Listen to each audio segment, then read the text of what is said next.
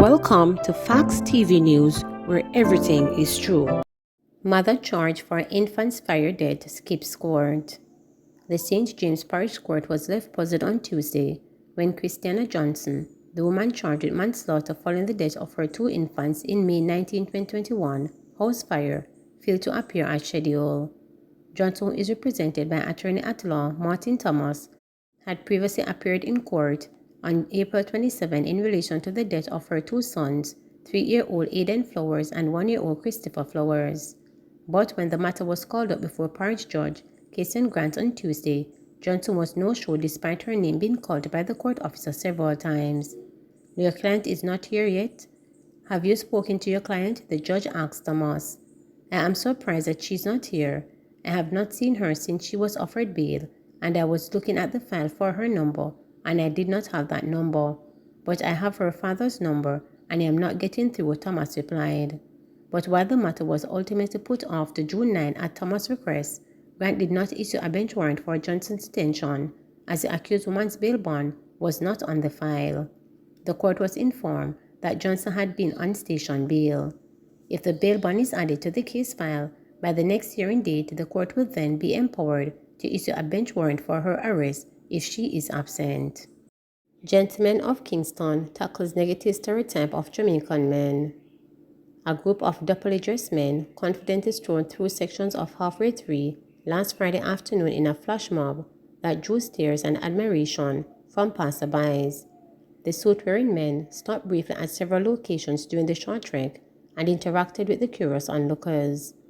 Organized by the non-profit organization Gentlemen of Kingston, the flash mob consists of 15 men and is one of the initiatives by the group in an effort to change what is believed is a negative stigma attached to Jamaican men.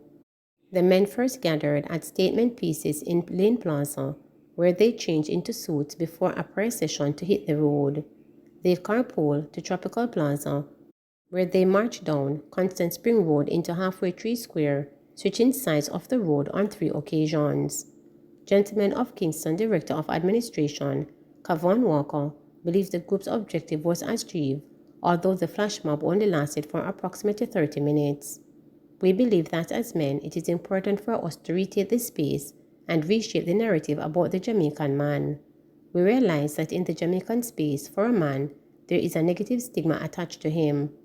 When we talk about a man, we hear that him is workless, him no good for nothing, workless pooper, him a scam," Walker said. "We believe that there are men who are standing for positivity, standing for positive developments and empowerment, and we believe that we should shift the narrative from the negative to the positive. I believe the flash mob was effective, as we have seen the number of people looking on and asking, what is this? Who are these people? And why are we here?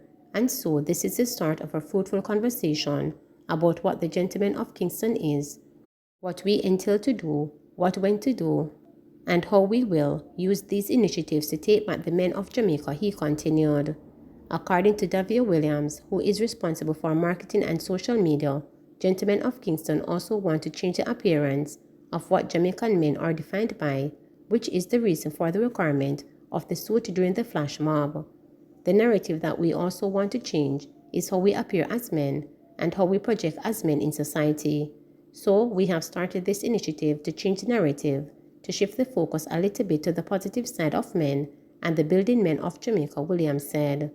Walker wants the Gentlemen of Kingston to grow into becoming an organization that attracts men across Jamaica and impacts society. "This is the start of a beautiful change, the start of fire. We begin here with 15 men, however, we entailed, and by God's grace, we will bring it to 1.5 million men in Jamaica, change the narrative totally. So we intend to be very positive. We are asking, we are imploring the men, come out and join us. Become a friend of the Gentlemen of Kingston. Become an associate, because this is the time. The time is here, the time is now. Change starts here and start now," Walker stated. More trouble coming for Cyril Khan Artists. A Cyril Khan artist who is currently awaiting sentencing in Kingston and St. Andrew Parish Court on numerous fraud charges he'd been facing, the possibility of being slapped with additional charges of being a habitual offender, and investigation from the Onset Recovery Agency. Chief Parish Judge Chester Cox delayed Tuesday's sentencing for the confessed trickster Renford Soares after his record showed that he had 51 convictions in the parish court. The judge instructed that the Director of Public Prosecutions be contacted regarding laying the charges against the 44-year-old. He also asked that the agency be called in to seek to recover any ill-gotten gains that Soares may have amassed. The ex-convict, who conned several car buyers out of more than $15 million, had admitted to stealing 1.1 from a complainant and had pleaded guilty to obtaining money by a false pretense before Crooks. He had collected the money to purchase 2 motor vehicles, but never delivered the vehicles nor returned the complainant's money. However, when Soares appeared on Tuesday, the judge, after seeing his records, postponed his sentencing to June 21. Soares is also to return to court on Thursday for sentencing before Senior Parish Judge Laurie Ann Montague in respect of a bulk of the cases. The court had heard that Soares had posted as an employee of the Jamaica Customs Agency and Jamaica Wharf in many of the instances, and had convinced the complainant that he could secure cars for them at a discount. In one of the cases, in which he had pleaded guilty to larceny by trickery, he collected 2.7 from a complainant after convincing him that he could assist in the importation of a Toyota Hiace motor van. The court heard that between 2017 and 2021, multiple complainants handed monies to Soares to purchase motor vehicles. However, he failed to deliver on his promises and did not return any of the complainants' monies. Parish Judge Cole Montague had demanded that Soares make restitution, but his lawyer, Alvin Morgan, had insisted that his client was not in a position to make any repayments. More cleaning wardens needed to tackle nasty people.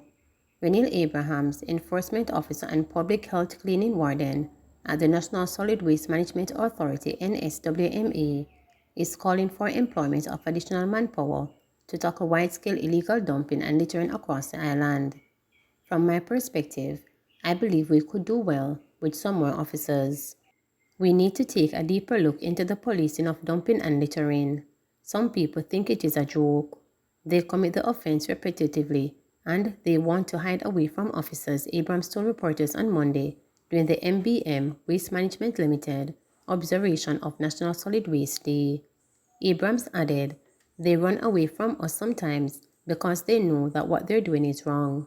We do not chase them though, because our safety is of great concern. We do not carry weapons, only a baton and handcuffs for restraining purposes. It is a challenge out there. When the people see us, they call us the Peace Police, and they say, 'You guys don't carry guns.' Some of them come to us with knives and other stuff." Further, Abrams, who has been in the role for 6 years, shared that his duties as warden include sensitizing the public as proper and acceptable garbage disposal methods, plus apprehending and issuing tickets to people who are caught littering, urinating, or defecating in public spaces. But despite the powers of the public health cleaning wardens and official uniform, a baton and a pair of handcuffs, Abrams said the public is not fazed and oftentimes attack wardens. "I can show you pictures of people ripping off my clothes when I am trying to restrain them. In Halfway Tree and downtown Kingston, when you try to apprehend them, they fight back. If someone is thinking of coming into a field like this, they have to be prepared mentally, physically, and psychologically. Luckily, we have been equipped with mental tools through the Jamaica Social Investment Fund, JSIF. They send us to classes to teach us how to control our emotions and behavior, how to manage aggression, and deal with aggressive people," he said. Abrams said after receiving tickets from warden, offenders have 21 days to pay up. If they do not, the next step is to halt them before a court system, depending on which parish an offense was committed. Ticket prices range from $2,000 up to $10,000 for violations. Meanwhile, Raquel Reed, Customer Relations Officer of MPM Waste Management Limited, joined members of her team to hand out pamphlets and sensitize the public on acceptable practices. Reed said littering is a big problem and hinted that it doesn't take much work to notice illegal dumping sites all over.